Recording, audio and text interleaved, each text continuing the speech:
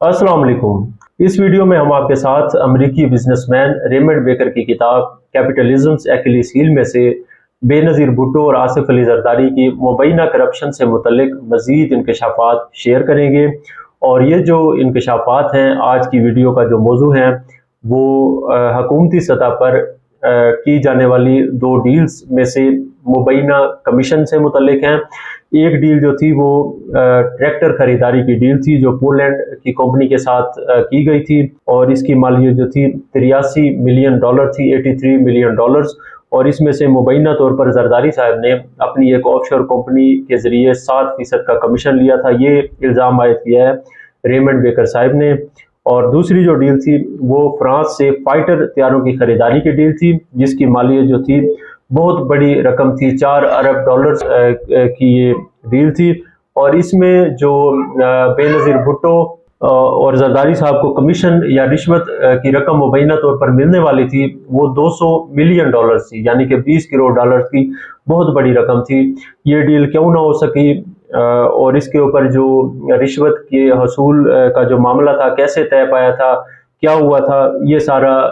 जैसे Raymond baker साहब ने कैपिटलिज्म्स एक्यूलीस हील में लिखा है उसको मैंने ट्रांसलेट किया हुआ है, उन्हीं के अल्फाज के अंदर मैं आपके सामने रख देता हूँ। तो रेमंड बेकर साहब के बकौल 1994 की जो डील थी वो पोलैंड के साथ डील थी, और इसकी मालियत जो थी $83 मिलियन थी। और इससे ट्रैक्टर्स जो थे इंपोर्ट किए जाना थे, और ये बेनज़ीर भुट्टो की दूसरी हुकूमत का माजरा है, 1994 की बात है। और अर्सिस ट्रैक्टर्स जो थे पोलैंड के, उन्होंने मुबैना तौर पर जरदारी की एक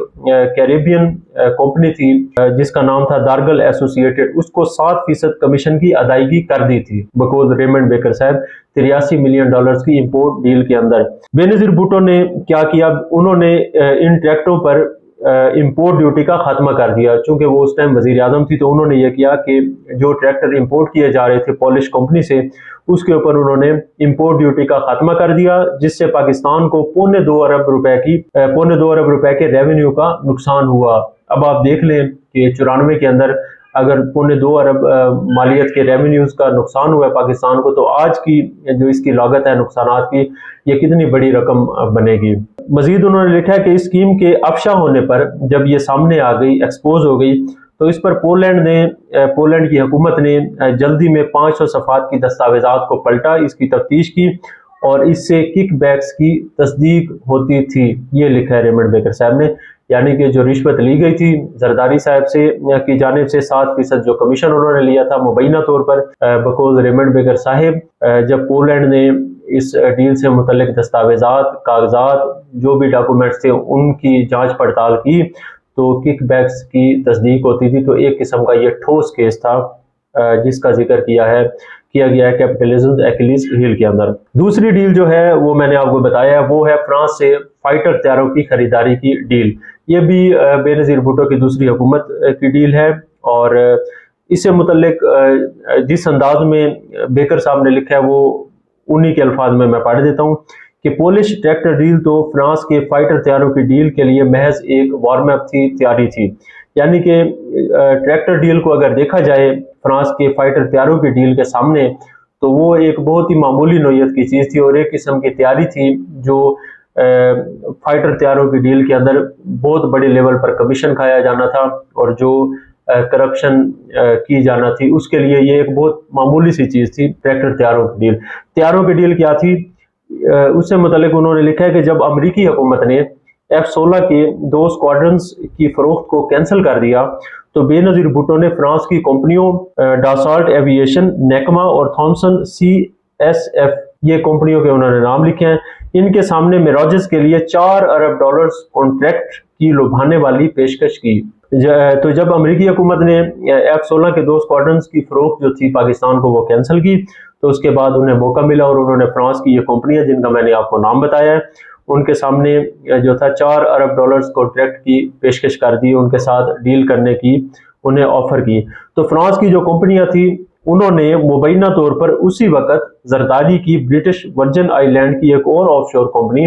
अभी वो काफ़ी सारी ऑफशोर कंपनियों का पिछली स्टोरीज में जो मैंने की है इसी बुक में से वो जिक्र कर चुके हैं, तो यहाँ पर उन्होंने लिखा है कि एक और ऑफशोर कंपनी जो थी जरदारी साहब की, मार्लेटन बिजनेस ऐसे जिसका नाम था, उसमें उन्होंने 5% मुआवजा जमा कराने पर फौरी रजामंदी का इजहार कर दिया। यानी कि इतनी बड़ी डील थी, इतना बड़ा पैसा उसके अंदर इन्वॉल्व था, 4 अरब डॉलर्स की डील थी। तो जो कंपनियां थी फ्रांस की, उन्होंने कहा भाई फौरी आप 5% जो है ना अपना कमीशन, अपना मुआवजा जो आपका बनता है, उन्होंने कहा सर कि बेनज़ीर भुट्टो और जरदारी साहब को हम देने के लिए तैयार हैं। बकौल रेमंड बेकर साहब, उन्होंने फौरी तौर पर इस रकम की अदायगी के लिए रजामंदी का इजहार किया और उन्होंने कहा कि हम जो ऑफशोर कंपनी है जरदारी साहब की,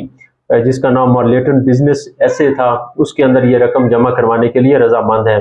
इस डील ने बेनज़ीर भुट्टो और जरदारी के जो जोड़ा था, इसके लिए उन्होंने लिखा है 200 मिलियन डॉलर्स, जो कि 20 करोड़ डॉलर्स की रकम बनती है। वो इतनी बड़ी रकम इनके लिए लानी थी, 5% के हिसाब से 4 अरब डॉलर्स की डील थी।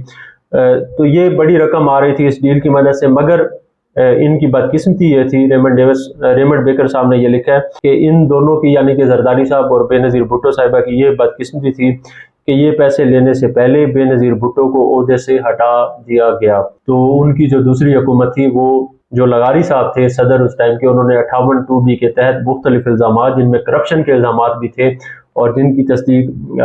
बेकर साहब ने अपनी किताब के अंदर की हुई है, वो थी। उसके तहत ये हुकूमत बरतरफ हो गई, सारे मामला तय हो चुके थे कैपिटलिज्म एक्ट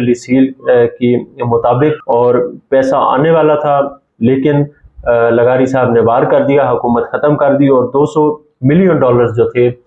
वो जो रकम थी, उससे जरदारी साहब और बेनज़ीर भुट्टो साहिबा महरूम हो गई। तो ये इतनी बड़ी डील्स हैं, जब मुल्की लेवल के ऊपर चीज़ें की जाती हैं, इक़्तिदार इनके पास होता है और ये सौदे किए जाते हैं, कौम के लिए या इदारों के लिए चीज़ें खरीदी जाती हैं। जैसे ये फाइटर तैयारों की डील है या ट्रैक्टर्स की डील है, जो किसानों की हमदर्दी और वोट लेने के लिए थी, लेकिन वहाँ पर कौमी ख़जाने को उस टाइम पौने 2 अरब रुपए का नुकसान हुआ रेवेन्यू की मद में। लेकिन जरदारी साहब को मुबैना तौर पर कोई नुकसान नहीं हुआ, क्योंकि उन्होंने अपनी ऑफशोर कंपनी में 7% कमीशन जो था उनको मिल चुका था। कौमी खजाने को अगर कोई नुकसान हुआ था तो उससे उनका कोई लेना देना नहीं था। दूसरी तैयारों की डील थी, हो गई थी, सारी चीज़ें तय हो गई थी, लेकिन नवंबर 1996 के अंदर 58(2)B के तहत उनकी हुकूमत ख़त्म हो गई और ये जो कमीशन था या जो उनका मुआवजा बनता था, जरदारी साहब जो बकौल रेमंड बेकर साहब के उस टाइम दूसरी हुकूमत के दौरान मिस्टर 100% बन चुके थे, उन्हें जो 200 मिलियन डॉलर मिलने थे वो इससे महरूम हो गए। ये किताब जो थी 2005 के अंदर आई थी, जब मुशर्रफ साहब जो थे मिलिट्री रूलर थे, आर्मी चीफ भी थे, हुकूमत भी उनके पास थी, सदर पाकिस्तान भी थे। लेकिन ये सारी चीज़ें जो थी एक आलमी चार्जशीट की शक्ल में मौजूद थी उनके सामने, सारे शवाहिद थे, चीज़ें थी। अगली स्टोरीज जब इसमें से आएंगी, इसी किताब में से जो हम सीरीज़ कर रहे हैं बेनज़ीर भुट्टो और जरदारी साहब के ऊपर, तो उसमें आपको पता चलेगा कि मुशर्रफ की जो हुकूमत थी उसके पास भी ये सारे शवाहिद थे, नैब के पास भी थे इन करप्शंस के। लेकिन सारे डॉक्यूमेंट्स होने के बावजूद फौजी हुकूमत जो थी वो बकौल जो कोंडोलीज़ा राइस साहिबा थी उस टाइम की वज़ीर ख़ारिजा अमरीकी, उनके बकौल वो राब्ता कर रही थी अमरीकी हुकूमत से कि उनकी बेनज़ीर भुट्टो के साथ डील कराई जाए, पावर शेयरिंग की डील। और जब वो डील हो गई, अमेरिका ने जिद्दोजहद की और वो डील करवा दी, तो उसके बाद जो सैकड़ों करप्शन केसेस जरदारी साहब के खिलाफ थे, बेनज़ीर भुट्टो साहिबा के खिलाफ थे, बाकी इनकी पार्टी के खिलाफ थे, हज़ारों केसेस दीगर करप्ट अफराद के खिलाफ थे, वो सारे केसेस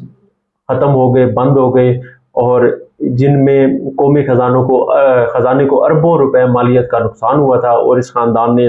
अरबों रुपए कमाए थे। बैरून मुल्क जायदादों की लंबी फहरिस्त है जो नैब के पास उस टाइम थी, और रेमंड बेकर साहब ने अपनी इस किताब के अंदर वो पूरी की पूरी शाया की हुई है, जो मज़ीद अगली आने वाली स्टोरीज में मैं आपके सामने रखूँगा। वो सारी चीज़ें इल्म में होते हुए जो थी,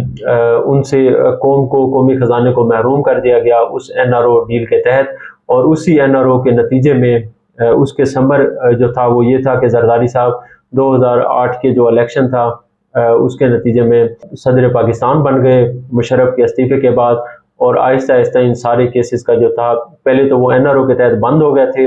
बाद में उनको हुकूमत मिल गई पीपल्स पार्टी को। जब हुकूमत मिली तो उस टाइम इन केसेस का जो था